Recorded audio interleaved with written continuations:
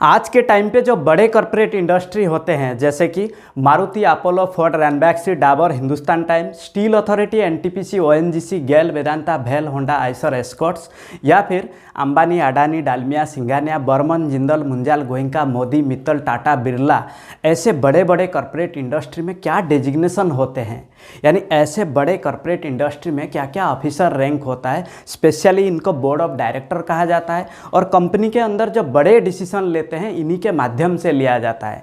अगर आप ऐसे बड़े इंडस्ट्री को ज्वाइन कर रहे हैं तो आपको ज़रूर पता होना चाहिए कॉर्पोरेट का ऑफिसर रैंक। हो सकता है कि आने वाले दिन में आप उस डेजिग्नेशन में काम कर रहे होंगे। तो आज इस वीडियो में मैं आपको बताने जा रहा हूँ कॉर्पोरेट का ऑफिसर रैंक, तो जुड़े रहिए मेरे साथ। नमस्कार, मैं Vijay Kumar, independent business consultant, बड़ा बिजनेस। कोई भी कंपनी में जो टॉप रैंकिंग ऑफिसर होते हैं वो है सीईओ यानी चीफ एग्जीक्यूटिव ऑफिसर।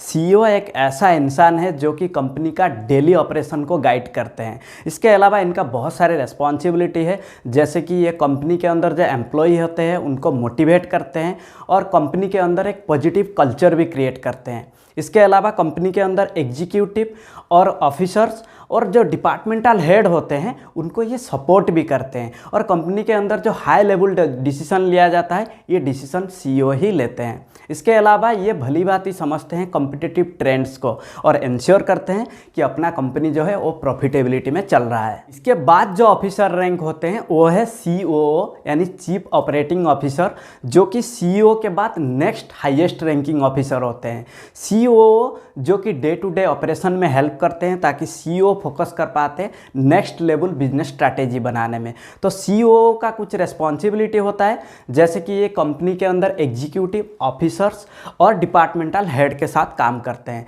इसके अलावा ये कंपनी के अंदर जो प्रोसेस है उसको डिजाइन करना, उसको इम्प्रूव करना और उसको इम्प्लीमेंट करवाना, ये सीईओ का काम होता है। इसके बाद कंपनी के अंदर जो डिपार्टमेंटल बजट होता है, सेल्स का या मार्केटिंग का, अलग अलग डिपार्टमेंट का जो बजट होता है वो राइट ट्रैक पे है कि नहीं ये इंश्योर करते हैं। इसके अलावा कंपनी के अंदर जो टीम होते हैं उनका परफॉर्मेंस को ये इवैल्यूएट भी करते हैं और कंपनी के अंदर जो बिजनेस ऑपरेशन का सारा डाटा ये सीईओ को अप टू डेट करते हैं। इसके बाद जो ऑफिसर रैंक होते हैं वो है सीएफओ यानी चीफ फाइनेंशियल ऑफिसर।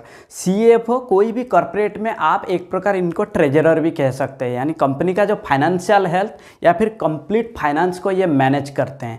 इसके अलावा इनका बहुत सारे रिस्पॉन्सिबिलिटी है, जैसे कि कॉर्पोरेट के अंदर ये बजट प्रिपेयर करते हैं। इसके अलावा कहाँ पे कितना खर्चा होगा ये एक्सपेंडिचर को मॉनिटर भी करते हैं और कैश फ्लो को ट्रैक भी करते हैं। इसके अलावा कॉर्पोरेट को बहुत सारे बैंकों के साथ रिलेशन बनाना होता है, तो बैंक के साथ जो भी एक्टिविटीज होता है इसको ये मैनेज भी करते हैं।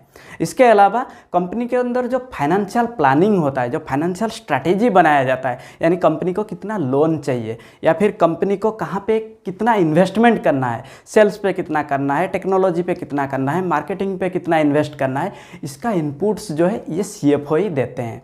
इसके अलावा कॉर्पोरेट को जो बैंक और इन्वेस्टर के साथ रिलेशन बनाना होता है, जैसे कि कोई private investor, angel investor, venture capitalist, इनके साथ जो रिलेशन बनाना होता है ये सीएफओ ही करते हैं। इसके बाद जो ऑफिसर रैंक होता है वो है सीएमओ यानी चीफ मार्केटिंग ऑफिसर। कोई भी कंपनी में जो मार्केटिंग हेड होते हैं वो है चीफ मार्केटिंग ऑफिसर।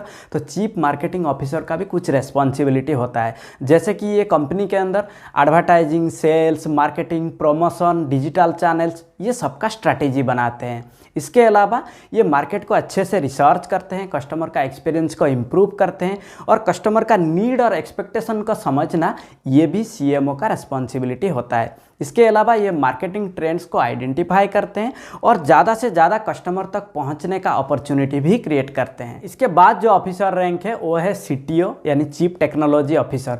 कोई भी बिजनेस में आज के टाइम में सीटीओ का रोल बहुत बड़ा होता है, यानी विदाउट टेक्नोलॉजी कोई भी बिजनेस को एक्सपांड करना ना के बराबर है। तो ऐसे में सीटीओ का रोल बहुत बड़ा होता है और इनका कुछ रेस्पॉन्सिबिलिटी भी है, जैसे कि कौन सा टेक्नोलॉजी को इस्तेमाल किया जाए ताकि प्रोडक्ट और सर्विस बेहतर हो जाए और कंपनी प्रॉफिटेबिलिटी में आ जाए। इसके अलावा टेक्नोलॉजी का कस्टमर के ऊपर क्या इम्पैक्ट है या फिर प्रोडक्ट और सर्विस के ऊपर क्या इम्पैक्ट है ये भली भांति समझते हैं। देखिए, आप जानते हैं आज के टाइम पे फ्लिपकार्ट, अमेजन ये बहुत बड़े कंपनी है, परंतु ये एक प्लेटफॉर्म है। इनका एप्लीकेशन पे आप और हम जाते हैं सामान खरीदते हैं। परंतु इनका जो CTO है ये भली बात ही समझते हैं ये जो एप्लीकेशन है ये कस्टमर के ऊपर कितना इम्पैक्ट डालता है, यानी आप और हम जब प्रोडक्ट खरीदने जाते हैं ये कस्टमर फ्रेंडली है, यूज़र फ्रेंडली है, हम आसानी से सामान को खरीद सकते हैं। तो ये उनका CTO को भली बात ही पता है। उसी प्रकार एक CTO अपना इंजीनियर और अपना सप्लायर वेंडर के साथ भी काम करते हैं। इसके बाद जो ऑफिसर रैंक होते हैं वो है चीफ लीगल ऑफिसर यानी CLO।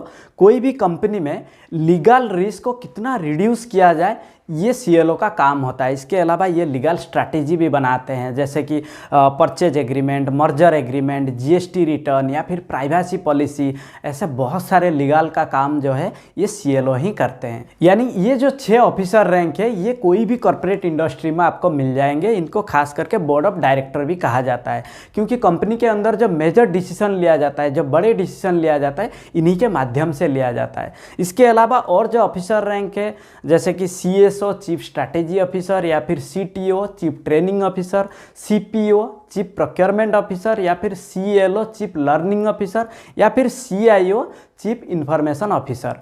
यानी ये जो सारे ऑफिसर रैंक है ये कोई भी कॉर्पोरेट इंडस्ट्री में आपको मिल जाएंगे। आई होप आप इस वीडियो को अंत तक देखने के बाद ज़रूर समझ गए होंगे कि कोई भी कॉर्पोरेट इंडस्ट्री में क्या क्या ऑफिसर रैंक होता है। इस वीडियो को अंत तक देखने के बाद और आने वाले ऐसे वीडियो को और देखने के लिए आप इस चैनल को ज़रूर सब्सक्राइब करें और हाँ, लाइक और शेयर करना ना भूलें। तब तक के लिए मैं विजय कुमार आप सभी लोगों को हृदय की गहराई से बहुत बहुत धन्यवाद।